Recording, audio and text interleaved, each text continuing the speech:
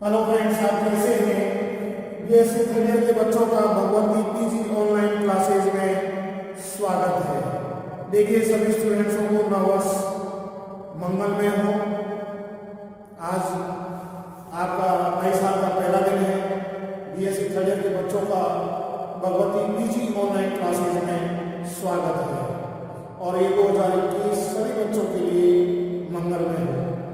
देखिए स्टूडेंट्सों, हमारा जो टॉपिक चल रहा था वो ऑर्गेनोमेटेलिक केमिस्ट्री चल रहा था और इस ऑर्गेनोमेटेलिक केमिस्ट्री में जो हम पूर्व में जो टॉपिक आपका रहा था वीडियो में, वो थायो अल्कोहल आपका चल रहा था।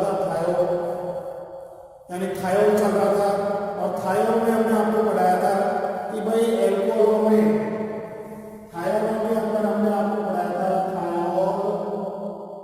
यानी एसेंस, यानी ऑक्सीजन के अंदर ऑक्सीजन के स्थान पर एस परमाणु का आ जाना ही आपका थायोल कहलाता है। तो इस प्रकार से आपका एसेंस में थायोल हो गया, ओ के स्थान पर आपका सल्फर आ गया। इन्हें हम आईयूपीएसी में एल्कीन थायोल कहते हैं और सामान्य भाषा में हम जो है एल्किल मर्केंटाइल कहते हैं।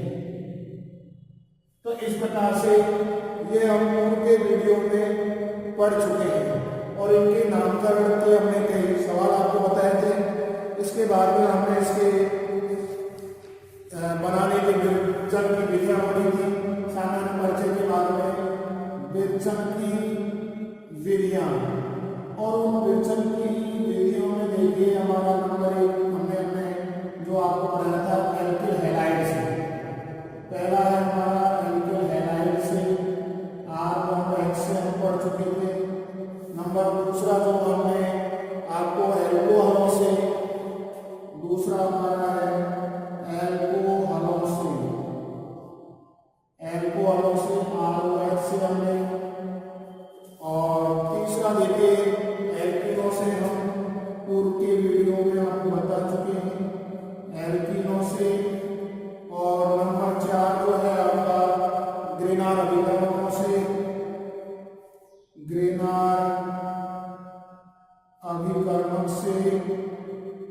आपका R1CH डबल बॉन्ड, आपका CH2, आपका RNGX, और नंबर 5 जो है आपका थायोएल्डिहाइड से,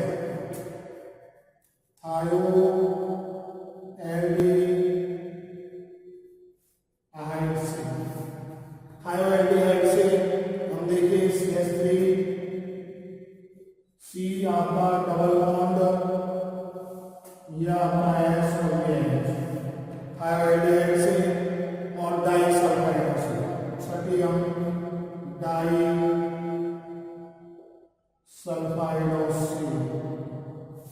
डाइसल्फाइडों से हम जो है यानी C2H5NSS और C2H5। तो इस प्रकार से देखिए स्टूडेंट्सों, पूर्व के वीडियो में जो है हम थायोल जो टॉपिक हमारा चल रहा था उसका सामान्य परिचय, ऑक्सीजन के स्थान पर एस परमाणु का आ जाना आपका थायोल कहलाता है। और इस थायोल को आईयूपीएसी में हम एल्केन थायोल बोलते हैं, और इस एल्केन थायोल का जो सामान्य आपका नाम है, सामान्य नाम जिसे हम कहते हैं या रूढ़ नाम, सामान्य नाम एल्किल मर्केंटाइल कहते हैं। यह आपका आईयूपीएसी आपका नामकरण है और इसके विरचन की विधियां देखिए। नंबर 1 एल्किल हैलाइडों से, नंबर 2 एल्कोहलों से, नंबर 3 एल्कीनों से, नंबर 4 ग्रेनार अभिकर्मकों से, 5 थायोएल्डिहाइडों से और डाइसल्फाइडों से। तो यहाँ तक हम पूर्व के वीडियो में पढ़ चुके हैं स्टूडेंट्सों, लेकिन कई दिनों से आपके पास में वीडियो की है, इसलिए मैं आपको दोबारा से इस टॉपिक को पुनरावृत्ति देखिए हम इसके फिजिकल प्रॉपर्टीज पढ़ेंगे। थायरॉइड के भौतिक गुण देखिए, थायरॉइड के भौतिक गुण देखिए आपके मेथिल थायरॉइड के अतिरिक्त थायरॉइड के भौतिक गुण।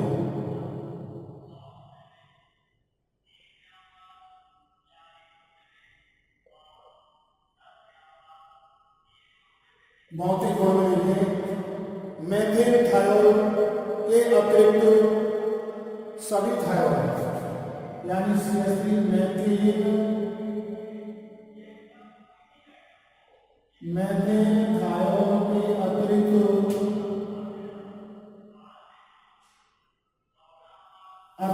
मेथिल थायरॉइड के अतिरिक्त सभी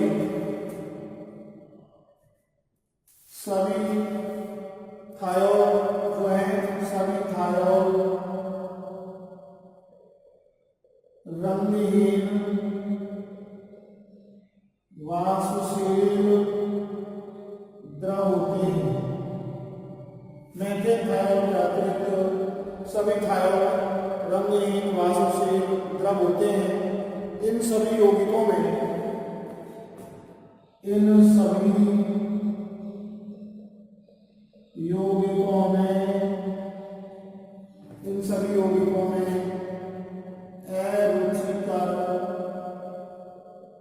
अरुचिकर गंध होती है। ये दूसरा देखिए आपका एल्कोहल की तुलना में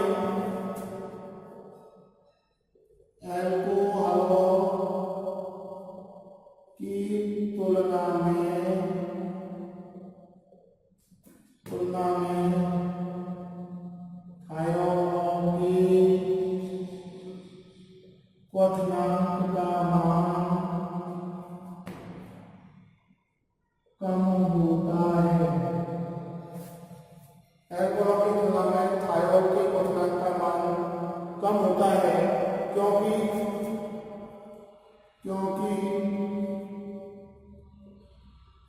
थायरॉइड में S परमाणु की विद्युत ऋणता ऑक्सीजन से कम तथा आकार बड़ा होने के कारण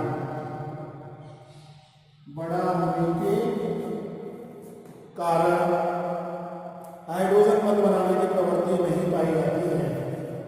कारण हाइड्रोजन बंध बनाने की प्रवृत्ति नहीं पाई जाती है।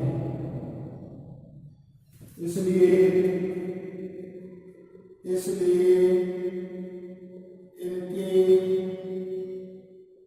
क्वथनांक का मान कम होता है। तो देखिए O is greater than S। तीसरा जो फिजिकल प्रॉपर्टीज हम पढ़ेंगे, हाइड्रोजन बंध की अनुपस्थिति के कारण हाइड्रोजन बंध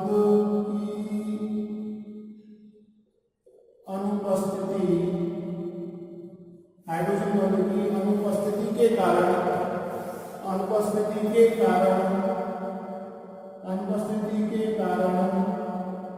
थायरॉइड की विलेयता कम होती है। थायरॉइड की जल में विलेयता कम पाई जाती है। थायरॉइड की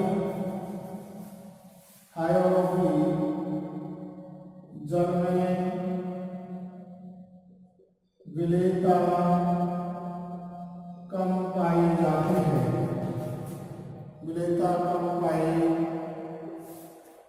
जाती है। क्योंकि एल्कोहल में OH समूह क्योंकि एल्कोहलों में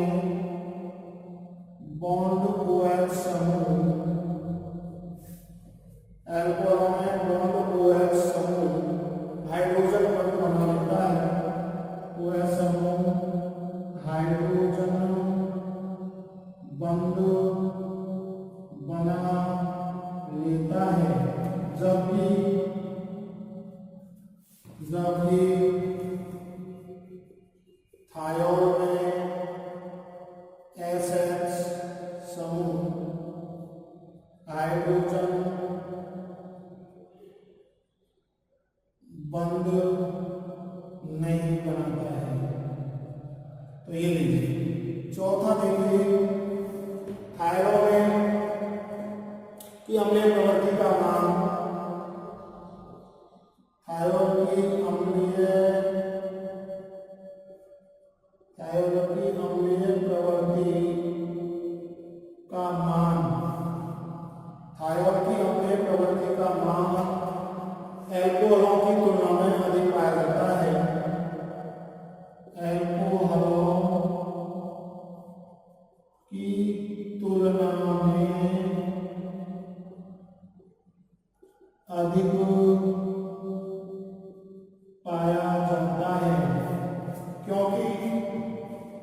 क्योंकि थायराइड में मिलने वाला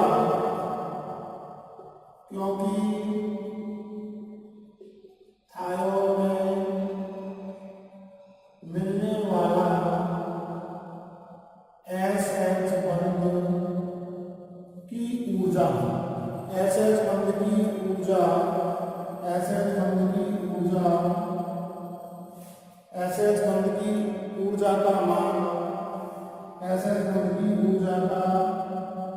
मान को बॉन्ड H की तुलना में कम होता है। ये बहुत ही इंपॉर्टेंट आपकी फिजिकल प्रॉपर्टी है। तो देखिए स्टूडेंट्सों, हमारा थायराइड का टॉपिक चल रहा था, उसमें हमने आपको सामान्य परिचय और किचन की विधियां आपको पढ़ाई और इसके बाद में देखिए फिजिकल प्रॉपर्टीज पढ़ रहे हैं। मैंने थायराइड के अतिरिक्त सभी थायराइड जो है रंगीन वाष्पशील द्रव होते हैं, इन सभी यौगिकों में एरोसिकल दंड होती है। दूसरा है एल्कोहल की तुलना में यानी ROH की तुलना में थायराइड के क्वथनांक का मान जो रहता है वो कम होता है, बॉइलिंग पॉइंट का मान कम होता है। क्यों होता है? क्योंकि थायराइड में गैस परमाणु जो होता है, सल्फर परमाणु की विद्युत ऋणता इलेक्ट्रोनेगेटिविटी ऑक्सीजन परमाणु से कम होती है। ऑक्सीजन परमाणु से कम तथा आकार बड़ा होने के कारण हाइड्रोजन बंध बनाने की प्रवृत्ति नहीं पाई जाती है। इसलिए इनके क्वथनांक का मान कम होता है। तो O is greater than S, क्योंकि ऑक्सीजन जो है आकार विद्युत ऋणता अधिक होती है, इसलिए हाइड्रोजन बॉन्ड नहीं बना जाता है, जबकि सल्फर की विद्युत ऋणता ऑक्सीजन से कम होती है, इसलिए हाइड्रोजन बॉन्ड नहीं बनाता है। और थायराइड के अंदर आपका सल्फर का परमाणु होता है, इसलिए। तीसरा है हाइड्रोजन बॉन्ड की अनुपस्थिति के कारण थायराइड की जल में विविधता कम पाई जाती है। सॉल्युबिलिटी का मान जो होता है वो कम होता है। क्यों होता है? क्योंकि एल्कोहल में OH समूह हाइड्रोजन बॉन्ड बना लेता है, जबकि थायराइड में ऐसे समूह हाइड्रोजन बॉन्ड नहीं बनाता है। चौथा है थायराइड की अपनी प्रवृत्ति का मान एल्कोहल की तुलना में अधिक पाया जाता है, क्योंकि थायराइड में मिलने वाला एसएच बंध की ऊर्जा का मान OH की तुलना में कम होता है। तो देखिए स्टूडेंट्स, हमने फिजिकल प्रॉपर्टीज आपको पढ़ाई, बहुत ही इंपॉर्टेंट है।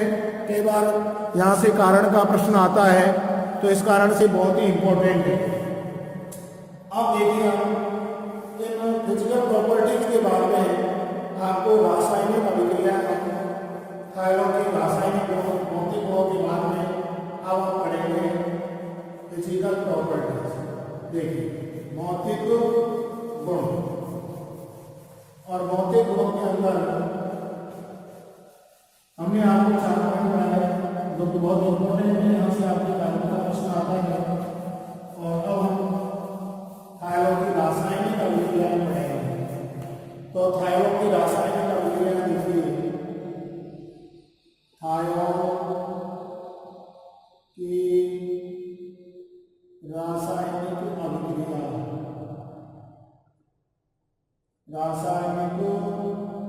अभिक्रिया, देखिए नंबर 1 अम्लीय प्रवृत्ति। पहला पॉइंट पढ़ेंगे हम अम्लीय प्रवृत्ति। देखिए अब हम अम्लीय प्रवृत्ति में देखिए CH3SH, H+ का त्यागना,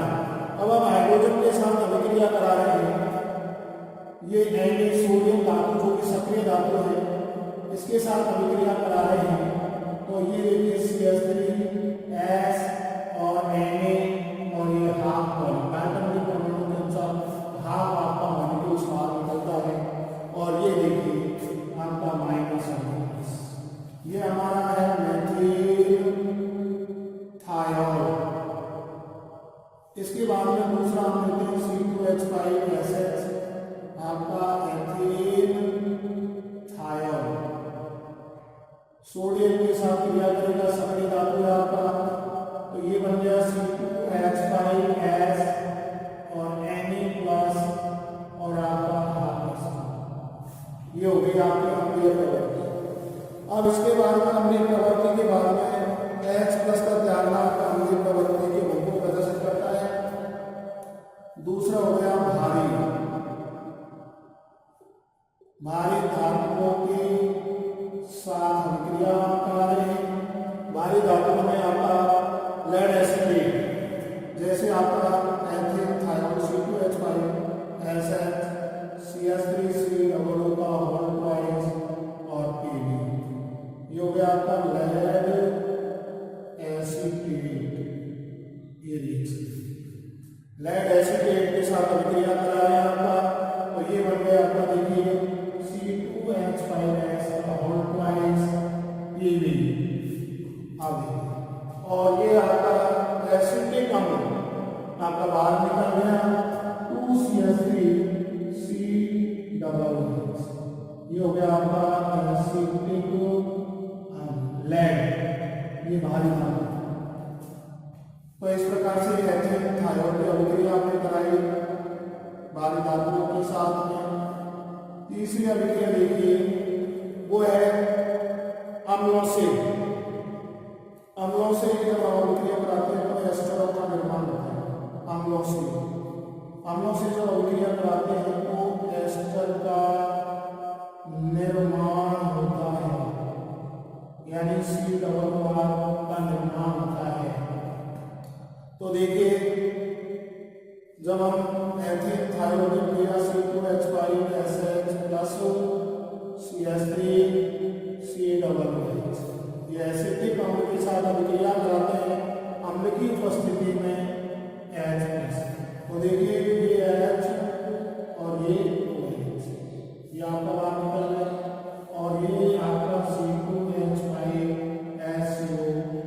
CH3, ये एस्टर बन गया और ये आपका बाहर निकल गया। तो इस प्रकार से देखिए स्टूडेंट्स हमने कई महत्वपूर्ण अभिक्रिया आपको बताई। अम्लों के साथ अभिक्रिया हमने आपको बताई। अम्लों के साथ अभिक्रिया में देखिए अम्लीय प्रवृत्ति जो हम पढ़ रहे हैं आपका मेथिल थायोल जो कि सक्रिय धातु सोडियम Na+ के साथ अभिक्रिया करेगा आपका, ये और ये आपका हाइड्रोजन यानी H+ के रूप में बाहर निकल जाएगा मॉलिक्यूल्स के रूप में। एथिल थायोल के साथ अभिक्रिया करा रहे हैं आपका बाहर निकल गया आपका। भारी धातुओं के साथ हम लेड एसिटेट के साथ अभिक्रिया करा रहे हैं आपका, एसिटिक अम्ल से उत्पाद के रूप में बाहर निकलता है। अम्लों से अभिक्रिया करा रहे हैं, एसिटिक अम्ल है आपका एथिल थायोल की अभिक्रिया करा रहे हैं, ये आपका एसिटिक अम्ल। और ये हो गया हमारा एथिल थायोल के साथ अभिक्रिया करा रहे हैं। तो इस प्रकार से ये कुछ महत्वपूर्ण अभिक्रियाएं रासायनिक अभिक्रियाएं पढ़ रहे थायोल के। इसके बाद में ऑक्सीकरण अभिक्रिया। ऑक्सीकरण अभिक्रिया में देखिए नेक्स्ट अभिक्रिया हम जो पढ़ रहे हैं वो ऑक्सीकरण अभिक्रिया पढ़ेंगे। चौथी अभिक्रिया जो हम पढ़ेंगे वो है रासायनिक अभिक्रिया में ऑक्सीकरण अभिक्रिया। ऑक्सीकरण अभिक्रिया देखिए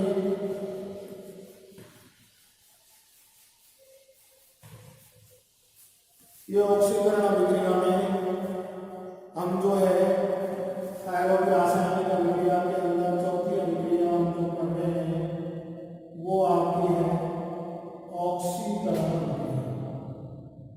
ऑक्सीकरण अभिक्रिया, ये ऑक्सीकरण अभिक्रिया जो है उत्प्रेरकों की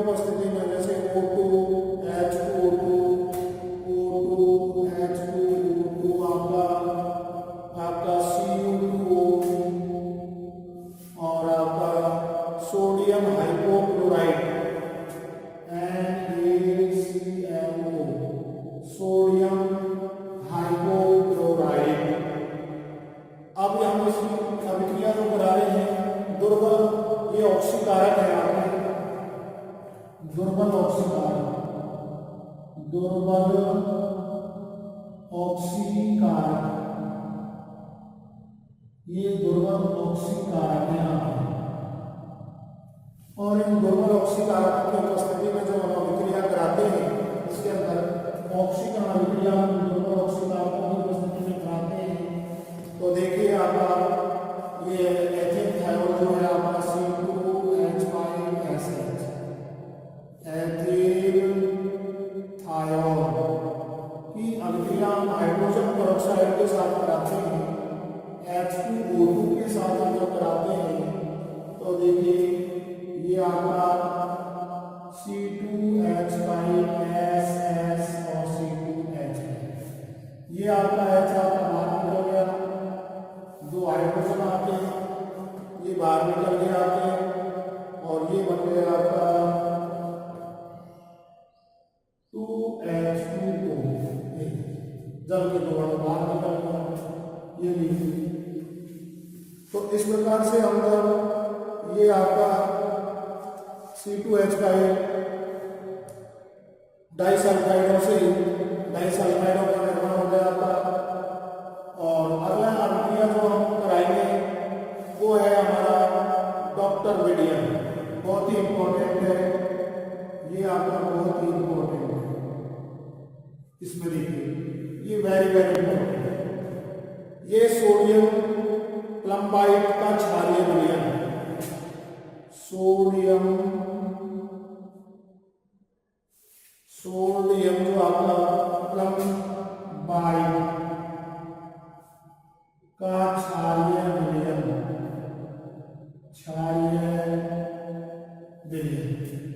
सोडियम प्लम्बाइट का क्षारीय विलयन Na2PbO2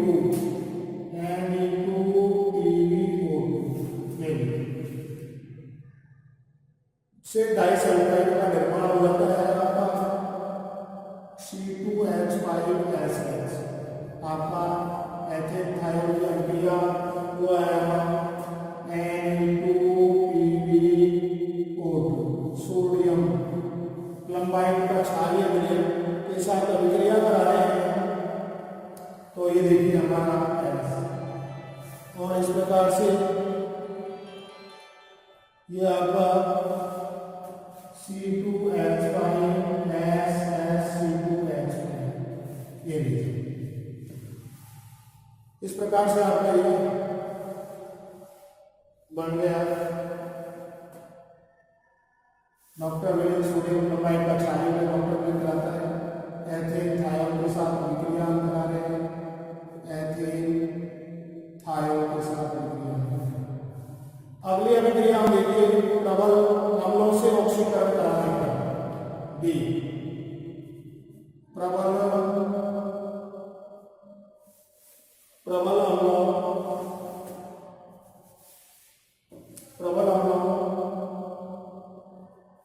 से ऑक्सीकरण,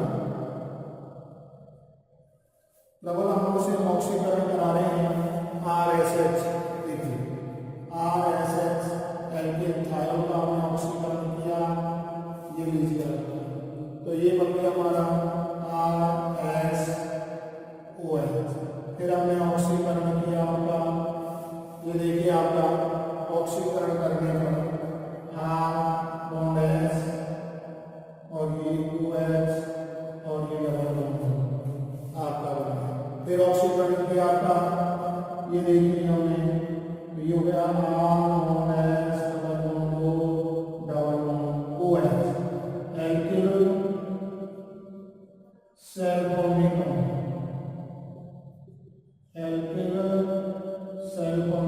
अम्ल का निर्माण, ये एल्किल सेल फॉर्मिंग अम्ल का निर्माण हो गया। तो इस प्रकार से देखिए स्टूडेंट्स से बहुत ही इंपॉर्टेंट रासायनिक अभिक्रिया मैं आपको बताई, थायोलों की रासायनिक अभिक्रिया है जो कि बहुत ही इंपॉर्टेंट रिएक्शन है, वेरी वेरी इंपॉर्टेंट रिएक्शन। पहली हमने रासायनिक अभिक्रिया जो है हमने प्रवृत्ति भारी धातुओं के साथ, तीसरी जो हमने पढ़ी अम्लों से एस्टर का निर्माण हुआ,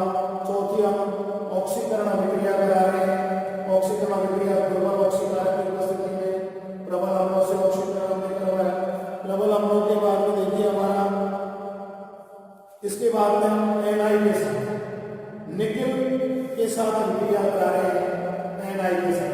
अगली अभिक्रिया थायरॉक्स रासायनिक अभिक्रिया देखिए नंबर नेक्स्ट अभिक्रिया हम लोग पढ़ेंगे वो है NI के साथ। NI धातु के साथ हम अभिक्रिया पढ़ेंगे और ये देखिए आपकी नंबर 5वें नंबर की अभिक्रिया को हम पढ़ रहे हैं NI के साथ।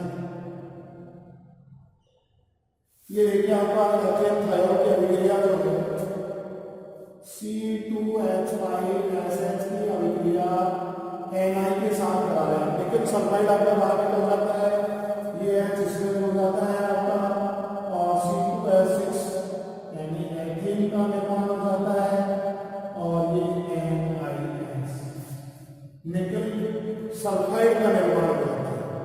इसी प्रकार से हम छठी अभिक्रिया पढ़ेंगे वो है कार्बोनिल यौगिकों के साथ।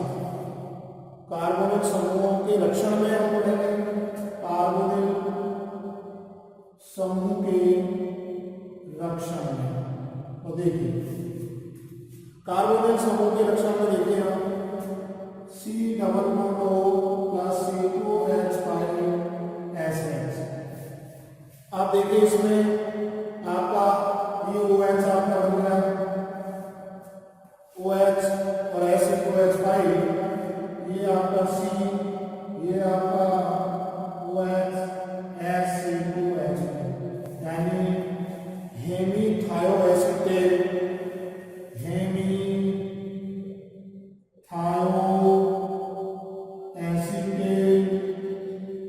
और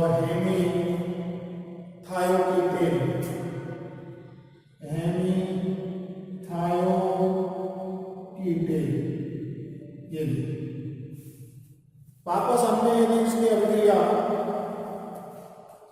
C2H5SH के साथ घटना आपका बाहर निकल जाएगी और ये वापस यहाँ हो गया S2 आपका जलता बाहर निकल गया और ये देखिए आपका C ये C2H5 C2H आपका 5 और इस प्रकार से थायोएसिटेट और थायोकेटेन का निर्माण होगा।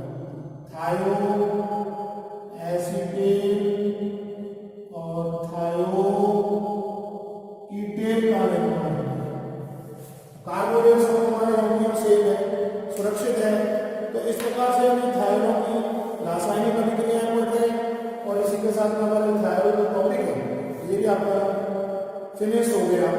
तो इस प्रकार से हमने आपको थायरों का सामान्य परिचय, थायरों में बनाने की विधियां, मिश्रण की विधियां हमने आपको पढ़ाई। उसके बाद फिजिकल प्रॉपर्टी और रासायनिक अभिक्रियाएं आपको बताई। तो देखिए स्टूडेंट्स आज के वीडियो में इतना ही। धन्यवाद। अगले वीडियो में